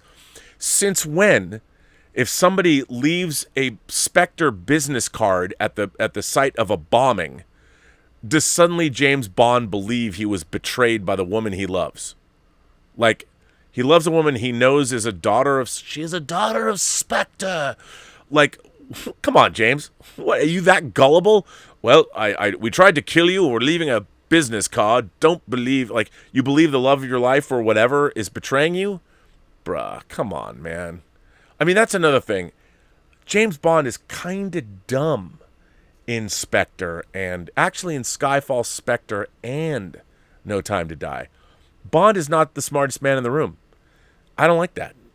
And I don't like, it's almost like they want every kid to be James Bond. I relate to him. I have the same kind of romantic entanglements. I must be just like James Bond. I hate that shit. Bond is better than us, but not anymore. I must point out that the possibility, the potential for knowledge and advancement are equally great. Actually, that was too much Eric McCormick. But that is from one of the great Star Trek episodes. And the speech is, risk. Risk is our business. That's what this starship is about. That's why we're aboard her. Return to tomorrow. 200-watt studio goes on and says, risk is our business. That's what the starship is all about. That's why we're aboard her. The real James T. Kirk, yes, who's going to space, well, the edge of space, On the 12th. By the way, if you guys have not seen William Shatner talk to Anderson Cooper, go there, go watch it. Just go CNN.com or Anderson Cooper talks to William Shatner. It is the most delightful thing you'll ever see today. And my God, it just makes me want to make Free Enterprise 2 with Shatner now at 90 because it'd be great. Glenn Mark says, hi, Rob. Have you read any of the John Gardner and Raymond Benson James Bond novels? Oh, I have. They're more Bond than this modern iteration. Thoughts? I can't pronounce Nagmihi. It's Kiora, mate. I know that, but Aotearoa. But thank you for that. I read all those. The first John Gardner James Bond book was License Revoked, which was the original title of License to Kill, but they're like, well, Americans don't know what revoked means, so they changed it. License to Kill is a better title than License Revoked. But yeah, I had all the John Gardner books in hardcover when they had come out. I read them all, devoured those. Although, by the time you got to Broken Claw, it was like a little, they law of diminishing returns. And then the Raymond Benson novels are pretty good, and then there's one, where did I put them all? And then the other ones, Carte Blanche, those Jeffrey, what's his name? Yeah, but I like those books, and you're right. They were more along the lines of Bond. So Harry Nice Guy says, now Harry, I can't say this, but I appreciate that great tip or super chat you're sending me. The only disappointment I had in the last Bond was the blank of blank. What a waste. Well, people can see it in the live chat. The rest was fine for me. Wasn't the best Bond, but also not the worst. Had a good time for 2 hours and 45 minutes and smiled after the end credits. I know what you mean, but also the end credits were a little wacky after what we just saw. The finality of it all. Louis Terrasas, hello, Louis. Louis says, Rob, the Craig era has been so strange. What is your theory for this odd pivot from the Bond formula? One day looking back, they will have wasted Craig. Oh, I think they absolutely wasted Daniel Craig. Look, what they leaned into a bunch of things like we talked about. They leaned into the Bourne movies. They leaned into Christopher Nolan's Dark Knight trilogy, and they leaned into the Marvel Cinematic Universe. Once again, the producers of the Bond franchise, and by the way, I love Barbara Broccoli. I mean, what a dream girl she is. Her job, her family business was producing Bond films. And, her stepbrother, Michael Wilson, same thing, or half-brother, whatever, a stepbrother. They produce Bond films as a job, but listening to Michael Wilson during interviews, I'm like, now I get it. Boy, you know what the Bond franchise desperately needs? The same thing Star Trek needs. The same thing Star Wars needs. It needs a Kevin Feige. It needs a driving force who understands. And Star Wars now has, I think, Favreau and Filoni. Their team together is what Kevin Feige is for the MCU. Bond desperately needs that. And you know what? I met Robert Wade and Neil Purvis once at Lola's, my favorite restaurant. It used to be my favorite joint. My favorite place to hang out, to drink, to eat is on Fairfax, and I loved it. It was an inspiration for Free Enterprise. And I met Purvis and Wade there one night. And I want to say it was either after Tomorrow Never Dies or World Is Not Enough. And I love those guys are so nice. Neil Purvis, Robert Wade. I don't know if you ever watched this show, but do you remember the night we all met at Lola's and you guys were the best? And I'm happy that they get to write these Bond movies, but then they always get somebody comes in and rewrites them. I don't know. 200 Watt Studio sends in a super chat and says the problem is that Bond goes on missions and solves them. Columbo goes to a crime scene and outsmarts the culprit. Can you imagine if the next Columbo started when he gets home from solving a murder? Man, that's a great point.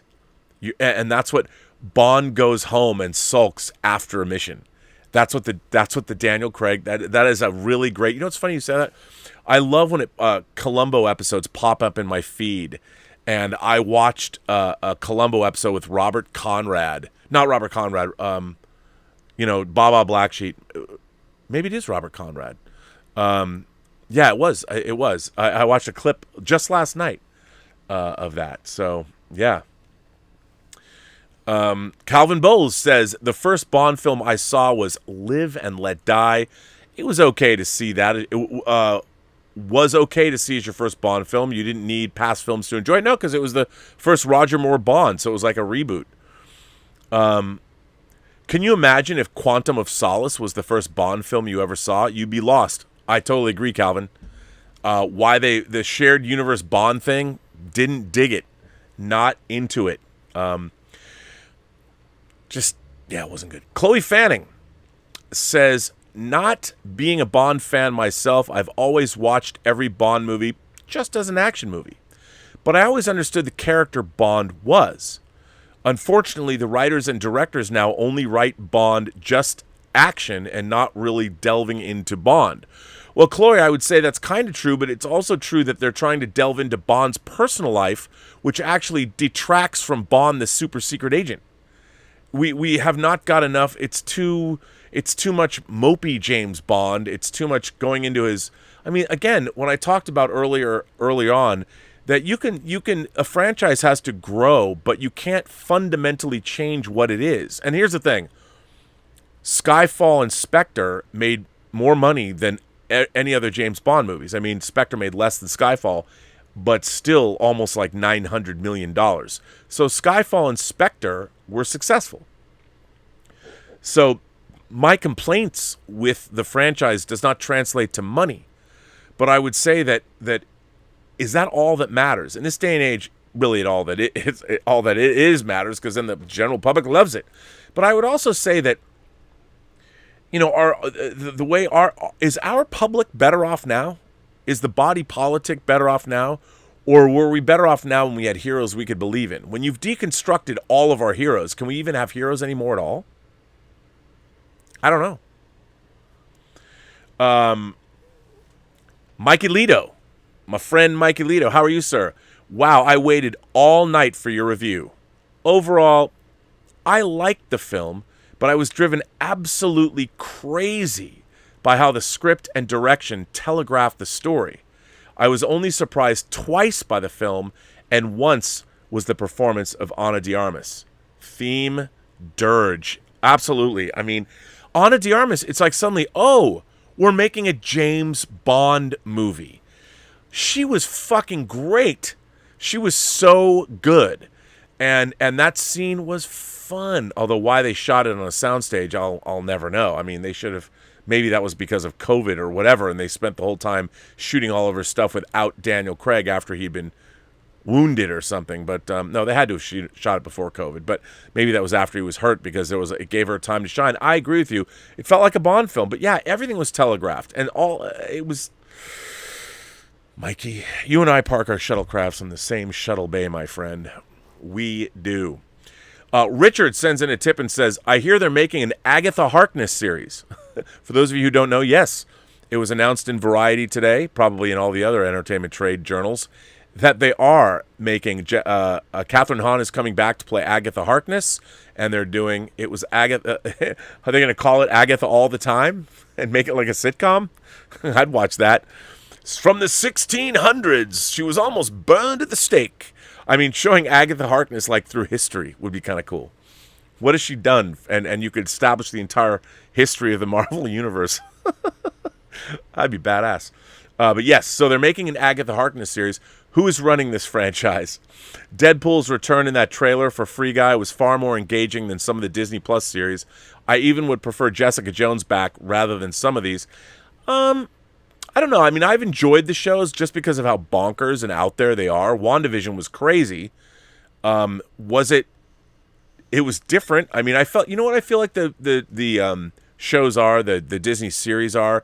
They're like limited series, Marvel limited series. Some of them I would love. Some of them I'm like, what the hell? What the hell is this? But I do like that they're trying crazy, different, weird things. I mean, Loki is a bizarre and weird show if you really think about it. And so was WandaVision. You know, Falcon and Winter Soldier was a little bit more traditional, but I thought I liked Falcon and Winter Soldier a lot more than a lot of people did. But I mean, they had to pivot while they were making the show and change it from a pandemic themed series because it actually happened in real life. But I think the questions, that they brought up in that show were really interesting, compelling questions about what does it mean to be an American, Sam Wilson's role as Captain America, even though he's a black man. There's some really interesting stuff going on in that show. It's not to be dismissed lightly. Rhett Proctor sends in a super chat and says, if I think about it, different franchises are trying shared universes now. There is the Miyagi-verse. You're right. With the original Karate Kid movies and Cobra Kai, I don't count the last two movies. Those were awful. But isn't it funny, Rhett, that they're leaning into Karate Kid 3 in the new season? The Miyagi-verse, oh my God.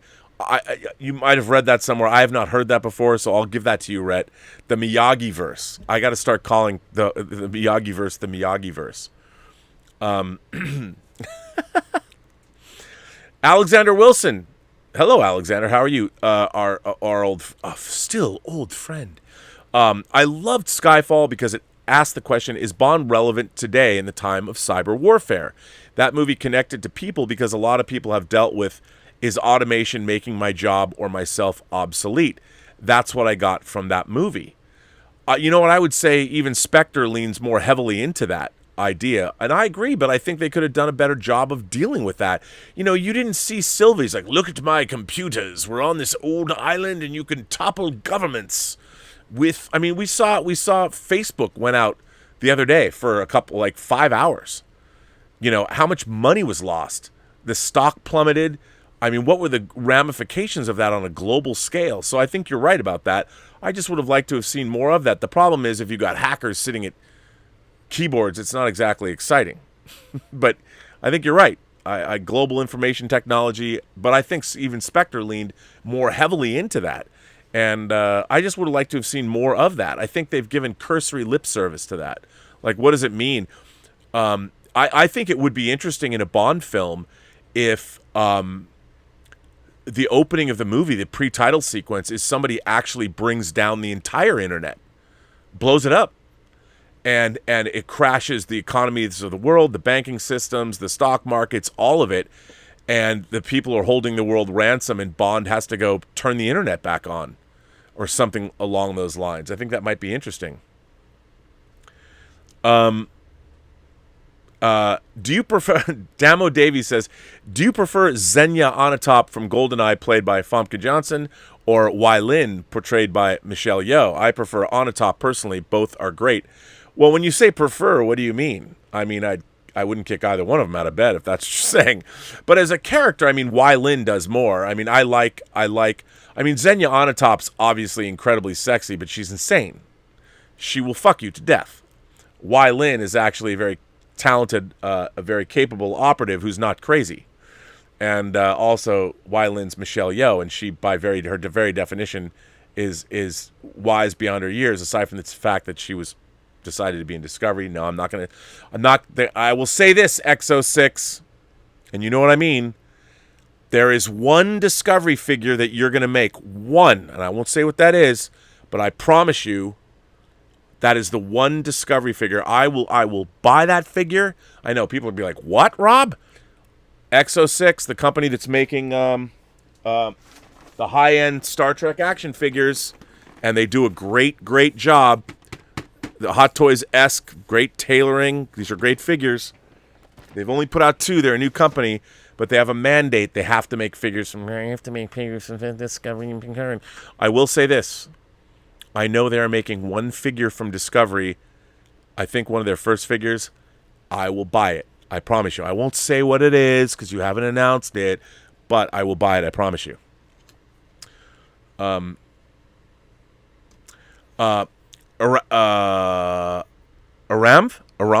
Is it Aramv? Aram says, I met John Schnepp in 2015. He recommended Suspiria. Rest in peace. Oh.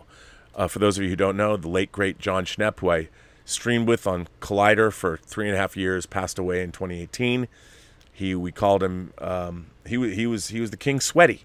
I think he coined the phrase sweaties, meaning fans, because you'd go to Comic-Con and you're walking around all day and you became drenched with your own sweat. And we're all sweaties because we're all nerds. So R.I.P. to John Schnepp. Halloween was one of his favorite times of year. 200 Watt Studio says, Happy, happy Halloween, Halloween, Halloween, happy, happy Halloween, Silver Shamrock. It's time, kids. It's time for the big giveaway. Grab your masks. By the way, I can't wait to get Halloween 3 on 4K this week. Thank you, Shout Factory. I don't know if you're going to send me mine, but I did pre-order it. Dean Cundy shot Halloween 3, a movie that only gets better with age. Rhett Proctor sends in a super chat and says, I definitely like Barney Stinson's theory on the Karate Kid and will say this.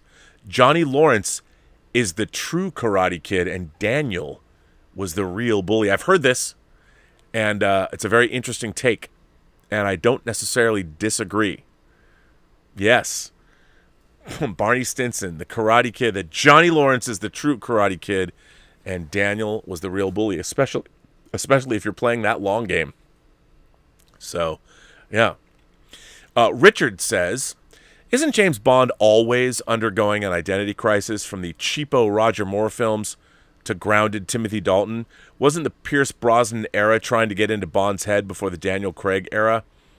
Well, sure. I mean, look, I'm not saying that we don't want to know what's going on in our characters' heads. I mean, we do. There's a great moment in The Spy Who Loved Me where, I've said this before, where Anya Amasova, Triple X, they meet in Cairo, and they're sizing each other up, and they know each other's dossiers, and Anya Amasova says, married just once, and Bond stops her. Don't get into that. It's a painful moment for me. And she goes, you're sensitive, Mr. Bond. And he says, about some things, yes. And it's like, that's all you need to know. That's all you need to know. So, but anyway. And he does visit her grave at the beginning of Spy Who Loved Me, too. I mean, For Your Eyes Only. So it's not like, we have all the time in the world, was only cited by the Daniel Craig franchise. I just object to that because the Daniel Craig Bond films, the 5 Bond films, if you see them all as being one story, Daniel Craig never lost his wife. His Bond was never married and lost his wife. Even if you want to say that in No Time to Die, but they never had that. You know, and what you're doing is you're going outside of the realm of that film, and you're evoking something that hadn't happened to him. You could say, well, it's a reverse, it's a play. Yeah, it's like fucking Spock saying in Into Darkness, which is fucking bullshit then. Unearned. But I wouldn't say Richard Bond's always undergoing an identity crisis, but, you know. Damo Davies says, 1962 to 2002. 20 Bond movies, floating timeline, and mild continuity with each era. Guess that method is out the window with this model of the franchise. Look, this model of the franchise, once again, they were chasing trends. As I said, they chased Bourne, they chased Christopher Nolan's Dark Knight, and then they chased the Marvel Cinematic Universe. And that frothy concoction was what gave us the current iteration of Bond movies. So, yeah. Anonymous says, you got it wrong. John Gardner's first book was License Renewed. License to Kill was a novelization of the film, both written by Gardner. I don't think so. I think John Gardner's first book was License Revoked, wasn't it? Let's see. License to Kill was a novelization, and I read it because I read it in the car. John Gardner, British writer. Let's see. His Bond books.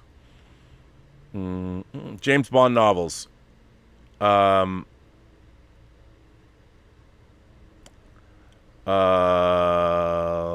you're right. You're right. It is license renewed. Why did I think it was license revoked? You're right. You're correct. I am wrong. I always thought it was license revoked. License renewed. But you're correct. I thought it was license revoked. I'm wrong. But thank you for correcting me. But yes, I did read the License to Kill novelization by him. And it was good. By the way, what's interesting about the License to Kill novelization about John Gardner, and I'm not wrong about this, is that in the License to Kill novelization, Stamper, the villain, has his pleasure and pain centers switched. which they edited out of the film that they later used in World Is Not Enough. So Richard says, the CIA look like the chumps of chumps in this movie. Yeah, that's another thing. Since you're bringing it up, I really don't like the fact that, let's just say that Felix Leiter was done a little dirty in this movie, if I could say that. Done a little dirty. Glenn Mark says, yes, carrying on from the last super chat, Horowitz, Fawkes, and Markham also wrote Bond novels, and of course, there's Young Bond. They're okay. Yeah, there's a lot of people that have written Bond novels since then. A lot of Bond novels since then. That's true. Richard says, they probably had to bring up the impotence of Bond in the last 3 Bonds because in a world of drones, cyber, and nanobots, strangers with martinis and DB5s with machine guns look a little ridiculous if it's not directly mentioned in some kind of way. You know, that's a good point. And I think that's one of the problems of the Bond films that they've also been dealing with in the Craig era, is that technology has supplanted the need for secret agents like Bond, but you still need a blunt instrument out in the field because people are controlling all of these things. And as far as nanobots are concerned, they really do have a really interesting threat in this film, but they don't really lean into what I still don't know. Like the villain in this movie has a grudge against Spectre, but he succeeds in doing whatever he wanted to do to them, doesn't he? So what's the rest of his plot? I still don't know. I still don't know what the villain wants to do in this movie. I mean, they allude to it, but it's almost as like they were scared to go into it as much as they wanted to. Just a Brown Girl Network is here. Just a Brown Girl, how are you? I haven't heard from you in a while. How's your filmmaking going? Just a Brown Girl says, hey Rob, long time, still lurking. Seeing Bond tonight, found an advanced Dune screening yet? I've got a spare ticket for this Sunday. Let me know. Do you? Are you in this area? I'll go. Let's go. I'm down. If you have a Dune ticket for this Sunday, I'll be there. I didn't think. Are you here? Are you here in town? I'm in. Count me in. I'm your +1. Let's go. I can't wait to hear what you think about Bond. But what's going on with your filmmaking? I miss your letters. You're an epic letter writer, and I was following your career with great interest. Anonymous says, do the current owners of Star Trek have to keep spending money, or will there be some kind of consequence of them not spending money? It feels like that. Like they just write whatever and get it made. It's just a sequel to the producers or something. Oh, I agree. I mean, I think that, yeah, they just keep making stuff so they keep getting funded. It's very interesting. I would love to see if the analytics are there. Look, the thing is, Star Trek is larger than just what's being made. It's part of the larger. What they're doing is they're adding to their franchise. I would say that ultimately, are they really though? Are they really? It's not like Star Trek is a. It's not a water cooler movie. Is it getting the kind of, to me, if you're going to make a show, you need to make a show like, where's the Squid Game of Star Trek, or the Bridgerton, or the Crown, or the Queen's Gambit? Where's your water cooler Star Trek? It's more niche than ever before, because it doesn't have that great of a audience base. So yeah, I would say that. Alexander Wilson comes back and says, it's football season. In my mind, there are the three greatest football movies are Any Given Sunday, Friday Night Lights, and Rudy. What are your thoughts on those movies? Also, Jim Zorn was an awful NFL head coach. The story on how he got that job is hilarious. Jim Zorn was a bad coach. For those of you who don't know, Jim Zorn was the first coach for the Seattle Seahawks. The first quarterback of the Seattle Seahawks. And in Seattle, Jim Zorn and Steve Largent were like the heroes, but he was not a great coach. He was also not that great of a quarterback. But it was great because, hey, we were an expansion team with Tampa Bay, and look where we both are today. So I'd say, hey, not so bad. I don't know how he got that job. That's a good story, Alexander. I don't know it. I would say other great football movies. Semi-Tough has to be one, and North Dallas 40 has to be one. I love North Dallas 40. North Dallas 40 and Any Given Sunday are two great football movies about the business of football. I'd say that. Insematic 101 sends in a super chat and says, should Bond just stay in the 60s once they reboot the franchise? I feel like Bond doesn't work in the modern times. No, you know what? They just haven't made Bond work in the modern times. I don't want to necessarily see... the thing about Bond is I don't want to see a rebooted franchise of Bond in a fake 60s environment because we've already seen him in the real 60s. Dr. No, From Russia with Love, Goldfinger, Thunderball, You Only Live Twice, and On Her Majesty's Secret Service were all Bond movies in the 60s. The franchise can't be rebooted and go back to the 60s. That's where it came from. No, I think what you need to figure out is how does Bond work in today's world? That and if you can lick that, I mean, show me that. I would love to see. I would love to see a James Bond movie where make a James Bond movie where give him a strike team. Give James Bond a strike team. Go back to where like he leads a cadre of men and women into some environment. I mean, one of the great things you gotta love, the Ana de Armas character was great. And I'm like, now we're cooking. Now we're in a Bond movie. And do more of that. Calvin Bowles says, would you like to see Felix Leiter with a hook arm as he was seen in the novels? No. No, I wouldn't. And we're never going to see Felix Leiter again, apparently. Of course we will, because they'll reboot it. How many times have we seen Felix? How many people? That's a good question. How many actors have played Felix Leiter? 6? 6? I could be wrong. If you go to Never Say Never Again, 7? I got a question for you. How many black men have played Felix Leiter? And my favorite portrayal is probably. Richard says, genre and science fiction is more popular than ever. Counterpoint to that, science fiction is just as uncool and unpopular as ever, but that's just disguised because it's used as a political affectation for some or a wrapping paper for other genres. Totally agree. I totally agree with you. Yeah. What is real science fiction? Certainly not what Star Trek is shoveling up these days. I'll tell you that. It's fantasy and a science fiction wrapper. But that's neither here nor there. Well, everyone, boys and girls, gentle beings, kind souls, I did not get to any letters today, but I will tomorrow, I promise. I'm bringing an end to Robservations episode number 748. What a great show this was today. Thank you for listening to me prattle on. I want to thank you for all of everything you do. By the way, Catherine M. Sends in a super chat and says, Radiohead did the 007 Spectre song and it wasn't used. Yeah, well, they do put out a call and they let people submit. But yeah, you can watch that Radiohead Spectre song on YouTube.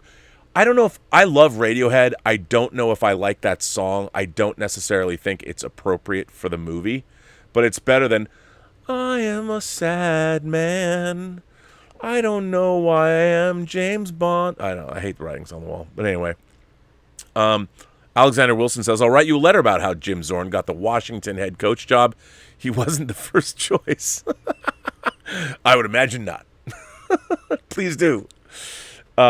Richard says, I mean, the Afghan withdrawal highlights where drones and cyber has their limits, especially with that drone strike that went wrong due to bad intel. That kind of thing could be used to demonstrate how men in the field could work in today's world. I agree, Richard. I really think that that the James Bond franchise could be a lot grittier, and they're looking at the wrong things. Rather than delve into James Bond's emotional life, look at how warfare has changed, how everything is now asymmetric. We don't know who the bad guys are. They say it in the movie. Who are the bad guys these days? You know, when you've got Russian hackers bringing down or making denial of service attacks or whatever, what if somebody, like I would say, what happens if the entire internet comes down and have that be your opening scene? Your pre-title sequence is Bond trying to stop people from destroying the internet, and they do. People would say, well, what's wrong with the internet going down? Well, that's what to deal with. What is wrong? Die Hard Live Free or Die Hard kind of dealt with that with the fire sale. Interesting. I don't know why Bond hasn't leaned into that more. There's really diabolical people in the world, and they want to cause a lot of harm. Lean into that. But anyway, I want to thank all of you for generously supporting the channel. For those of you who send in tips and super chats, thank you very much. And for all the members of the channel, thank you. Of course, we do have member Zoom calls every other Saturday. We had one last week. So if you become members of the channel, there's more stuff coming. But we do have a bi-weekly member chat, which lasts a couple hours. Sometimes they've lasted for 5 or 6 hours, where you can just pummel me with questions all you want. And you can become a member of the channel here. Thank you for those who have this week. I appreciate a lot of new listeners. Thank you for liking and subscribing to the channel, as always. And we are back on the podcast tip. All of these shows now are becoming podcasts, where you can get them wherever podcasts are. I believe now we're finally on Amazon podcasts as well, so you can listen to these on Amazon. I want to thank my moderating staff. We'll see who's here. Lord Toff, Louise X. Sparrow, Joshua Levesque, all of my moderating staff. You're all here. I don't know who else is here. I can't see, but I want to thank you all for being here. I love my moderators. The Blue Wrench Squad does a fantastic job. They're like M, Moneypenny, and Q all rolled into one, so thank you for that. And remember, every person you meet has a story to tell that you have yet to hear. All you have to do is listen. And with that, I would say to all of you, have a better day. And remember, there is no time to die.